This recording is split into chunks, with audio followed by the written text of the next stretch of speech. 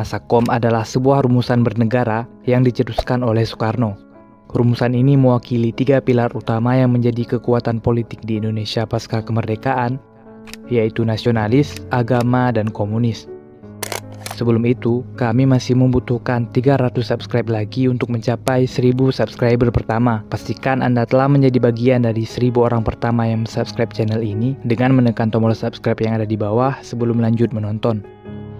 Nasakom adalah sebuah ciri khas dari pemerintahan Soekarno pada masa demokrasi terpimpin yang berlangsung sejak 1958 hingga 1965.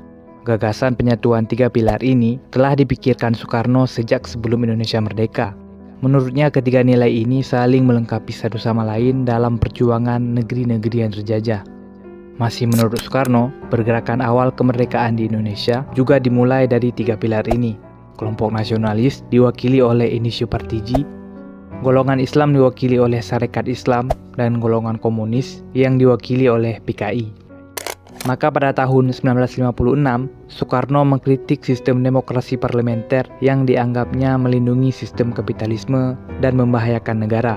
Sebagai gantinya, Soekarno mengajukan sistem baru yang disebut demokrasi terpimpin yang berpondasi pada 3 pilar utama, yaitu Nasakom.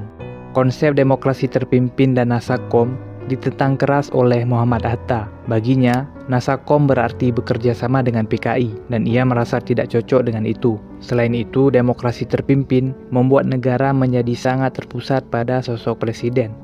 Dan pada akhirnya, Hatta mundur dari wakil presiden dan Soekarno menjadi semakin otoriter.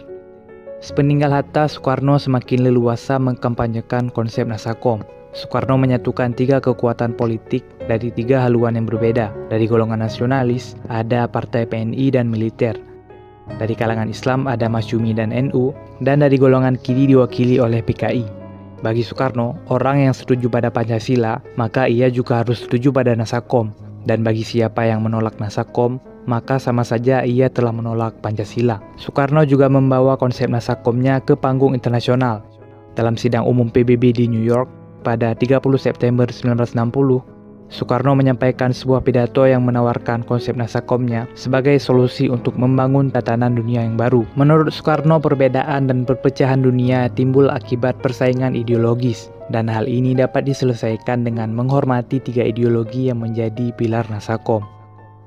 Bahkan saat pengaruhnya mulai luntur dan pamor PKI telah hancur akibat peristiwa G30S, Soekarno masih tetap menegaskan pentingnya Nasakom. Dalam sidang Pancatunggal seluruh Indonesia yang digelar pada 23 Oktober 1965 di Jakarta, Soekarno masih menyatakan diri sebagai perasan dari Islam, nasionalisme, dan sosialisme. Namun sekeras apapun Soekarno mempertahankan idenya tentang Nasakom, pada akhirnya seiring pergantian kekuasaan dari Orde Lama ke Orde Baru yang anti komunis, rumusan ini pada akhirnya kandas.